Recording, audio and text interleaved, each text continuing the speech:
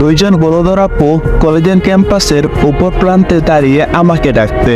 ওইরকম অদ্ভুত নামে কেউ কাউকে কি ডাকতে পারে আপনারা বলুন। কেউ কোনো কিছু বুঝতে না পেরে তাকিয়ে আছে। তখন রাফিয়া বি ওইখান থেকে বলে উঠল, এই স্বামী প্রচুর বর জানে মন আমার। কথাটা শুনে আমার লজ্জায় যেন মুখটা লাল হয়ে গেল। কাশতে কাশতে আমার অবস্থা খুব খারাপ। আমার চোখ মুখ লাল হয়ে গেছিল, সাথে সাথে পানি পড়তে টপ টপ করে। তবুও আমার কাশি থামছে না। আমার এই অবস্থা দেখে অপর প্রান্ত থেকে আপুরা দৌড়ে এসে আমার মাথায় হাত বয়ে দিচ্ছে। আরেকজন আমাকে আস্তে করে পানি খাওয়াচ্ছে।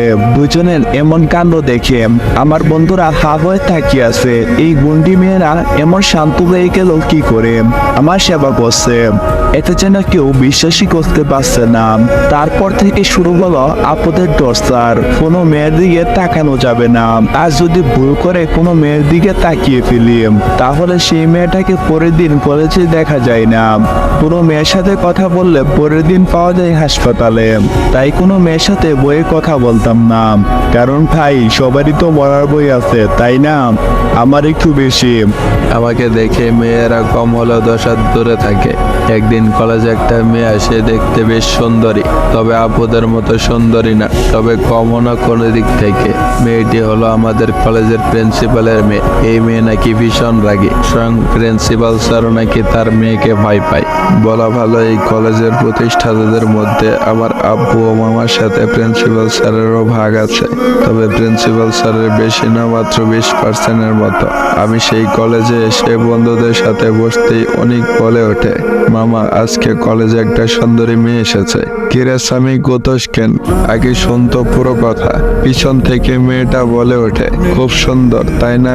সুন্দরীদের কাতারে পড়বে একদম, তাই না? অনেক বলল একদম সেরা সুন্দরীদের কাতারে পড়বে, দেখলেই চোখ জুড়িয়ে যাবে, যেই দেখবে তারই। কিন্তু সেরা সুন্দরী বলে কথা, তবে রাগটা অনেক বেশি। কিরে রাফি, তুই মাথা নাড়িয়ে বারবার না করছিস কেন? মেয়েটা বলল, ও আচ্ছা তাই বলছি, তার রাগটাও কি সেরা সুন্দরীর মতোই নাকি? অনেক বলল, একদম রাগটাও সেরা সুন্দরীর মতোই। কিন্তু তো তোমরা এখানে কি করো? আমি তো স্বামীর সাথে এমনি একটু মজা করছি, ইহি বলে হেসে দিল অনেক। রাইসা বলল, সেট আপ রাস্কেল, এখানে বসে বসে তুই স্বামীর মাথায় এসব ঢোকাচ্ছিস। আপুদের দেখে আমি অনেক আগেই ভয় শেষ। অনেককে অনেক বোঝানোর চেষ্টা করেছি, কিন্তু সে বোঝে না। এখন নেট হেলা সামলা। কিন্তু আপুদের এমন গর্জন দেখে আমরা সবাই ভয়ে একে অপরের হাত ধরে দিলাম। সেখান থেকে এক দৌড়ে বাসায় এসে পৌঁছেছি, সাথে বন্ধুরাও আছে। সবাই মিলে অনেককে উত্তম মাধ্যম আদর দিয়ে বললাম, শালা যখন যেটা বলতে শুরু করিস সেটা শেষ না করা পর্যন্ত থামতে পারিস না। কোথায় কে বসে বা দাঁড়িয়ে আছে সেটা দেখতে পারিস না। অনেক কাঁদো কাঁদো সুরে বলল, আর কত মারবি আমাকে? আমার ভুল হয়ে গিয়েছে, ক্ষমা করে দে প্লিজ। এরপর আমরা অনেককে ছেড়ে দিয়ে যে যার মতো বাড়িতে চলে আসি। বাসায় এসে রুমে চলে যাই। এসে রুমে গিয়ে ফ্রেশ হয়ে দেখি দাদিমা বিছানায় বসে আছে। আমি দাদিমার কাছে গিয়ে দাদিমার কোলে শুয়ে পড়লাম। দাদিমা বলল, কি হয়েছে আমার ছোট বড়টার? আমি দাদিমাকে জড়িয়ে ধরে বললাম, দাদিমা আপুরা আমার সাথে এমন কেন করে? আমার কোনো মেয়ে বন্ধুর সাথে তারা আমাকে কথা বলতে দেয় না, তারা কেন এমন করে দাদিমা?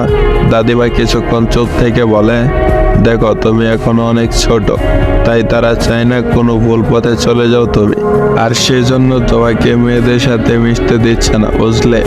আমি বললাম, তা ঠিক আছে, কিন্তু তারা আমাকে পুচকোবর বলে কেন ডাকে সবার সামনে? দাদিমা কি বলবে ভেবে পায় না। পিছন থেকে দাদুভাই বলে, কিরে তুই আমার বউয়ের কোলে মাথা রেখে শুয়ে আছিস কেন? আমি আরো ভালো করে শুয়ে দাদিমাকে জড়িয়ে ধরে বলি, তোমার একার বউ নাকি? এটা তো আমারও বউ। কেন সেটা তুমি জানো না নাকি? এটা শুনে দাদুভাই দাদিমাকে উদ্দেশ্য করে বলে, কি গো তুমি আমাকে রেখে আরো একটা বিয়ে করে নিলে? তখন দাদিমাকে কিছু বলতে না দিয়ে আমি বলে উঠি, আরে দাদুভাই বিয়ে করেছি তো কি হয়েছে, এখনো তো বাসর করিনি। এখন তোমার পারমিশন নিয়ে ভাবছি বাসরটাও সেরে ফেলবো। আমার কথা শুনে দাদুভাই রাগি রাগি ভাব নিয়ে বলে, কি বললি শয়তান? দাঁড়া, করাচ্ছি তোকে আমার বউয়ের সাথে বাসর, দাঁড়া। আমাকে আর পাইকে ঝাপাং করে ওঠে, সাপাং করে দিলাম দৌড়। এক দৌড়ে বাড়ির বাইরে চলে আসলাম। দাদুভাইকে সবাই ভয় পেল, আমি ভয় পাই না, কারণ দাদুভাইকে আমি অনেক ভালোবাসি, আর দাদুভাইও সেম। তাই ভয়টা আর কাজ করে না। এদিকে আমি চলে আসার পর দাদিমা দাদুভাইকে বলছে, আর কতদিন রাফির কাছ থেকে এভাবে লুকাবে? ওরও তো একটা মতামতের বিষয় আছে, তাই না? দাদুভাই বলল, তুমি মানুষ চিনতে ভুল করেছ।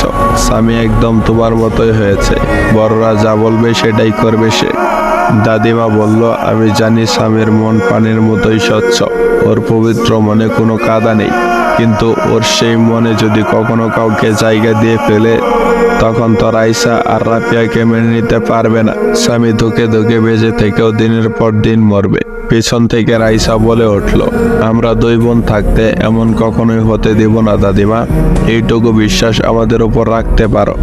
রাফিয়া বলল, হ্যাঁ দাদিমা, ওকে আমরা আজ থেকে ভালোবাসি না, 6 বছর ধরে তিলে তিলে ওকে আমরা ভালোবেসে যাচ্ছি।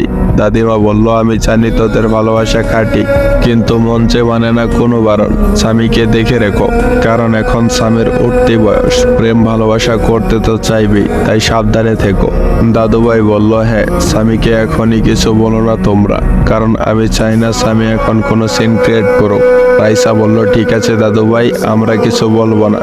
রাইসা বলল, আচ্ছা দাদুভাই দাদিমা, আমরা এখন আসি তাহলে। হঠাৎ করে অনেক জ্বর অনুভব করছি আমি, কিন্তু তবুও ঘুম থেকে উঠে ফ্রেশ হয়ে কলেজে যাওয়ার জন্য রেডি হচ্ছি।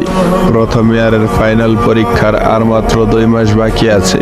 রেডি হয়ে নিচে এসে দেখি বাড়ির সবাই আছে একসাথে, অনিকও আছে। অনিক আর আমাদের বাড়িটা পাশাপাশি, তাই অনিক মাঝে মধ্যে আমাদের বাড়িতে আসে, আর আমিও ওদের বাসায় যাই।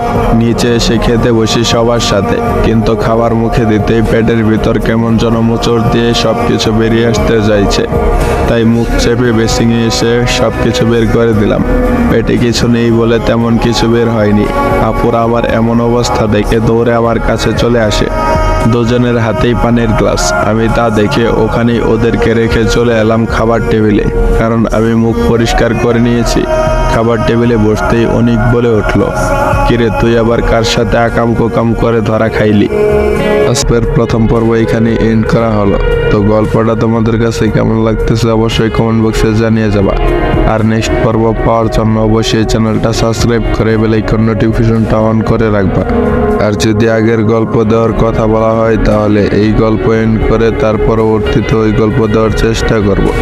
আর হ্যাঁ, এই গল্পের পরবর্তী পর্ব পাওয়ার জন্য অবশ্যই চ্যানেলটা সাবস্ক্রাইব করে বেল আইকন নোটিফিকেশনটা অন করে রাখবা। তো পরবর্তী পর্ব আসা অবধি সবাই ভালো থাকবা, সুস্থ থাকবা। আল্লাহ হাফেজ।